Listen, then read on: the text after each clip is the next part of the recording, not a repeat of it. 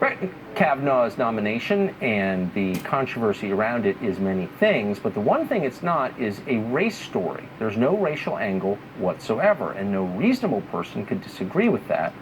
But that has not prevented the left from using it to vilify people for their skin color. April Ryan and Bill Maher said Kavanaugh being grilled for sexual assault showcased the notion somehow of something called white privilege. Watch. It was a sense of entitlement. This is mine. Right. This is mine.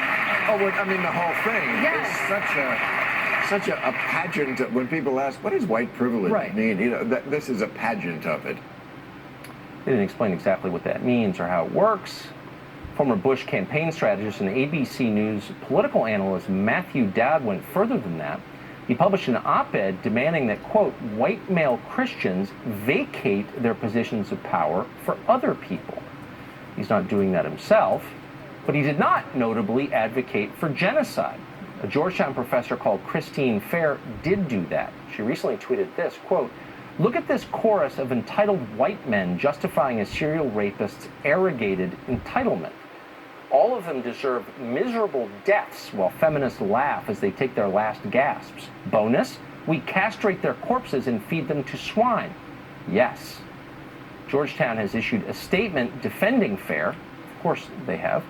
Marjorie Clifton is the founder of Clifton Consulting LLC, and she joins us tonight. What do you think of that, Marjorie? Do you think it's within bounds of reasonable political discourse for a Georgetown University professor to call for genocide? No, I don't think that's an appropriate or helpful statement. Oh, but not helpful what you're or seeing, appropriate. Would you add any other superlatives to that, or just not helpful and appropriate? How about immoral and disgusting? Would that qualify?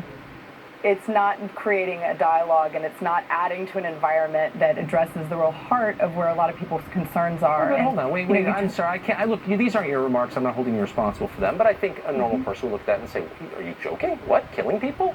Can't we just say that this is like totally over the top and like calling for violence against people on the basis of their race? We're not for that, right? Or are we for that? Yes. No, I agree. It's not appropriate, and it's not how I would talk. Well, how about disgusting? Can we do that, or is that too much? Sure. Okay. Sure. Yeah. All right. But I guess I just want to get to the core principles here. So I was raised to believe that you're not allowed to attack or judge people based on their skin color. We've got a whole monument on the mall reminding us of that. Are we still for that, or have we moved on to something else? Well, what we've erupted in this debate, and why it's coming out to this white male Christian conversation that Matthew Dowd was having in his article, is that what we saw in the optics of that trial was about gender, and it really is about who we believe in a situation, which is her against him. And that was a very hard thing for a lot of people to have to reckon with, because what we do know is that 97% of companies are represented by white men and are not representative of the labor force. Well, but hold on, wait, hold on. Let's start at first principles here. Are we allowed to judge people on the basis of their skin color, to attack or reward them? Of course not. But you are, though. That's what you're saying. No, you're saying, I'm not. Yes, you are. You just said that it's bad that companies have too many white people in them. No. And I think if you were looking at this from the perspective that Martin Luther King told us to look at the world through, you would say that that's wrong, right? Or would you not? Well, what I'm going to tell you is that the workforce was largely built by white Christian men, and that's not a bad thing. It's just the reality. And when we look at issues of fairness, like we look at issues of fairness in this case, in this trial, was about who is being represented and how are we hearing it, how are we understanding it. And businesses are seeing this, that when Wait, hold on. I'm sorry. You can't keep going without explaining, because I'm not following, I'm not tracking, and I'm not just playing games. I don't get it. Why? Yeah. So the race of the people sitting in the Senate matters because why? The gender, I would say, even more in this case, because it was a white man and a white woman. I think there are differences between genders that are real and biological and are verifiable. They're reflected in DNA. We don't believe that about race, though, do we? Do we think that certain races have more wisdom or more honesty than others? No, of course not. Okay, well, of course not. Then why is the race relevant at all? Well, I think it's creating a larger conversation about diversity and who's in leadership. It's not creating a conversation. It's causing people to attack others on the basis of race, and liberals are endorsing it, including you. And I'm wondering, like, what changed? What have I missed?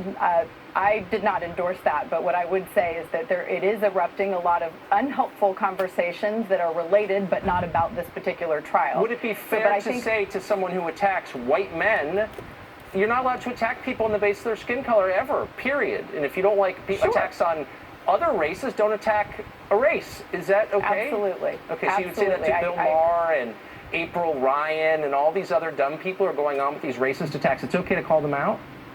Yeah, I wouldn't have a conversation that way. But what I would say is that when I'm talking about representation, is that companies even see this in terms of productivity. When they increase diversity in their leadership by 10%, they see a 1% increase in earnings. That's the productivity and the reality. No, that's not actually a real statistic. It's a made-up statistic, and it's much more complicated than that. I wish we had time. You can come back to throw that statistic at me. Yeah, I don't even know what diversity means, but whatever. Thank you. It means non-white men, and that's what's hard. Okay. Well, let me be clear. I was raised by a white Christian man, and he very much understands and sees issues from a different way, like you, Tucker, who is a father of many daughters. And as we go into the workforce, well, I'm just amazed that we're all racist now. I thought we weren't, but I guess we are. No, we are. Me calling anyone racist. Well, we're attacking people on their race, so we're racist. What we are is what we are human beings. Whatever we want. We're all George Wallace. No, okay, well, I'm out of time, unfortunately. It's a sickening conversation, but I appreciate your taking part. Arizona prosecutor Rachel Mitchell has prepared a memo for Senate Republicans expressing her beliefs about Christine Ford's allegations after last week's hearings. In that memo, she says Ford's case is even weaker than he said, she said, and that no reasonable prosecutor would press charges. Lisa Booth is a senior fellow at Independent Women's Voice, and she's followed this closely. Hey, Tucker. Lisa, tell me about her conclusions.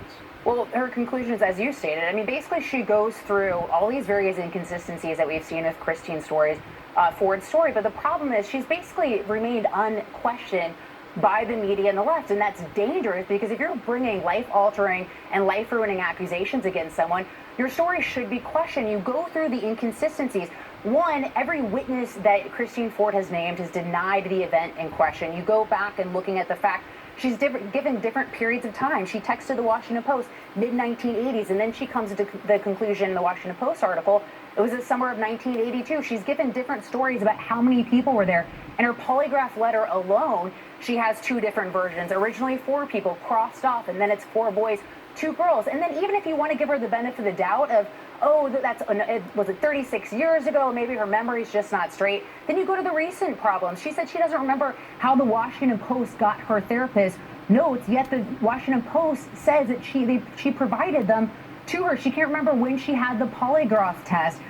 There's this complete farce from her and her attorneys about being afraid to fly. Then it turns out she's flying to Hawaii, Costa Rica, French Polynesia.